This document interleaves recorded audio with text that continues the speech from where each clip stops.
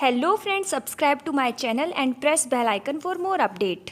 Hello friend and welcome back my YouTube channel. So friends, thumbnail देखकर आपको समझ में आ गया होगा कि आज का हमारा टॉपिक है application of mass spectrometry. So friends, बिना टाइम वेस्ट किए टॉपिक स्टार्ट करते हैं क्योंकि वीडियो लेक्चर बहुत ज़्यादा इंपॉर्टेंट है। सो जनरली मैं एप्लीकेशन ऑफ मास स्पेक्ट्रोमीट्री बताने से पहले आपको एक बार एक छोटी सी डेफिनेशन में मास स्पेक्ट्रोमीट्री बता देती हूँ जिससे कि आपको एप्लीकेशन बहुत अच्छे से क्लियर हो जाए। सो जो मास स्पेक्ट्रोमीट्री है वो एक बहुत एक्यूरेट मेथड है जिससे हम क्या है किसी भी कंपाउंड का मॉलिक्यूलर मास और उसकी एलिमेंटल कंपोजिशन डिटरमाइन करते हैं। तो इसमें हम क्या करेंगे, कोई भी कंपाउंड लेंगे और उस कंपाउंड पर क्या करेंगे, जो भी हमें डिटरमाइन करना है कंपाउंड, उसका मास या उसकी कंपोजिशन, तो उस कंपाउंड पर हम क्या करेंगे, एक एनर्जेटिक इलेक्ट्रॉन की बीम डालेंगे। तो जैसे ही हम उस पर वो बीम डालेंगे तो वो कंपाउंड क्या है, आयोनाइज होगा और आयोनाइज होकर बहुत सारे फ्रेगमेंट्स में टूट जाएगा। तो फ्रेगमेंट का हम मास टू चार्ज रेशियो कैलकुलेट करेंगे। हर फ्रेगमेंट का मास टू चार्ज रेशियो क्या है, अलग होगा और उसी के बेस पर हम क्या है कंपाउंड को डिटरमाइन करेंगे। सो आई होप आपको मास स्पेक्ट्रोमीट्री की डेफिनेशन क्लियर हो गई हो। तो चलिए अब देखते हैं हम इसके एप्लीकेशन। सो इसका सबसे पहला एप्लीकेशन है फिंगरप्रिंट एप्लीकेशन। जैसा कि मैंने आपको अभी अभी बताया कि अगर हमें इसमें क्या है फ्रेगमेंट करना पड़ता है, यानी जो कंपाउंड है वो हमें फ्रेगमेंट्स में ब्रेक करना होता है। तो फ्रेगमेंट में ब्रेक करने के लिए हम पर्टिकुलर पोटेंशियल के इलेक्ट्रॉन बीम डालते हैं। तो अगर हमें फिंगरप्रिंट एप्लीकेशन देखना है तो हम वहाँ पर 40 to 80 इलेक्ट्रोवोल्ट की इलेक्ट्रॉन बीम डालेंगे। तो अगर हम जब इतनी बीम डालेंगे तो कंपाउंड में क्या है फ्रेगमेंट हमें देखने को मिलेंगे। तो जब वहाँ पर हमें बहुत सारे फ्रेगमेंट्स देखने को मिलेंगे तो उन सब के क्या है हमें कई सारे पीक भी देखने को मिलेंगे और हर पीक की इंटेंसिटी क्या है, अलग होगी और इंटेंसिटी है उससे हम मास स्पेक्ट्रम देखेंगे। ओके, सो यहाँ पर मैं आपको दिखाने वाली हूँ एथेनॉल का मास स्पेक्ट्रम की कैसा होता है उसका मास स्पेक्ट्रम।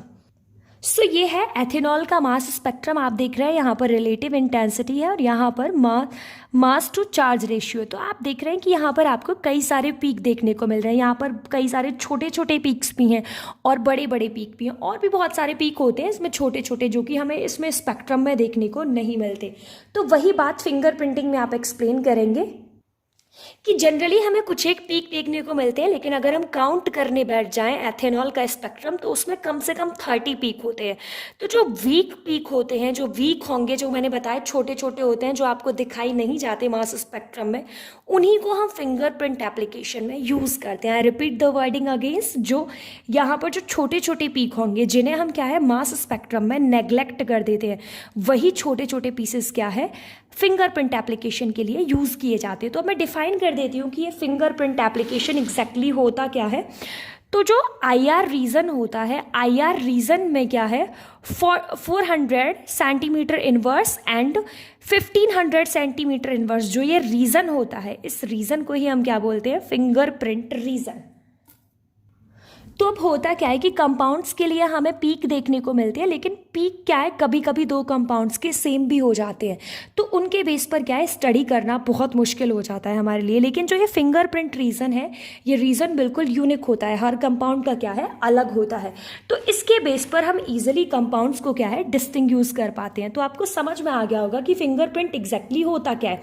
जो छोटे छोटे पीक्स होते हैं जो कि क्या है मास स्पेक्ट्रम में शो नहीं किए जाते, उन पीक्स का एक बहुत इंपॉर्टेंट यूज़ है, वो एज अ फिंगरप्रिंट यूज़ किए जाते हैं और उनसे हम क्या है कंपाउंड, क्योंकि वो यूनिक होते हैं और उनसे हम बहुत सारे कंपाउंड्स को जिन्हें हम नॉर्मली मास स्पेक्ट्रोमीट्री से भी डिटरमाइन नहीं कर पा रहे थे, उन्हें हम फिंगरप्रिंट से क्या है डिटरमाइन कर पाते हैं। ओके, सो आपको ये बिल्कुल क्लियर हो गया होगा। तो मैंने आपको बताया कि जो फिंगरप्रिंट रीजन होता है वो क्या है हर किसी का अपना यूनिक होता है।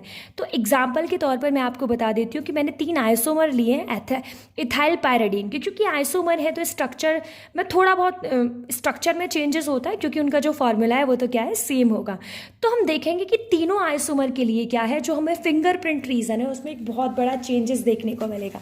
तो ये है आपके जो डायग्राम है, वो जो पीक्स हैं वो क्या है, 3 पीक दे रखे हैं। ये तीनों किसके हैं, इथाइल पैराडीन के। ये उसका पहला आइसोमर है, ये दूसरा आइसोमर है, ये तीसरा आइसोमर है। आप देख सकते हैं कि एक छोटा सा पॉइंट है, मैं उसी को आपको क्रॉस करके दिखाती हूँ, आप पूरे में चेंज देख सकते हैं खुद से। अगर मैं ऐसे करके दिखाऊंगी तो वीडियो लेक्चर थोड़ा बड़ा हो जाएगा, तो मैं एक छोटे से पॉइंट पर आपको चेंज दिखा रही हूँ। आप यहाँ पर देख सकते हैं एक छोटा सा पीक आपको देखने को मिल रहा है, यहाँ पर एक बड़ा पीक है, एक छोटा पीक है, और यहाँ पर क्या है, एक बड़ा पीक है, आजू बाजू 2-3 छोटे छोटे पीक है। तो आपने देखा कि आइसोमर है, उसके लिए फिंगरप्रिंट रीजन क्या है, अलग अलग है। तो इसी से क्या है, कंपाउंड की यूनिक प्रॉपर्टीज हमें देखने को मिलती हैं।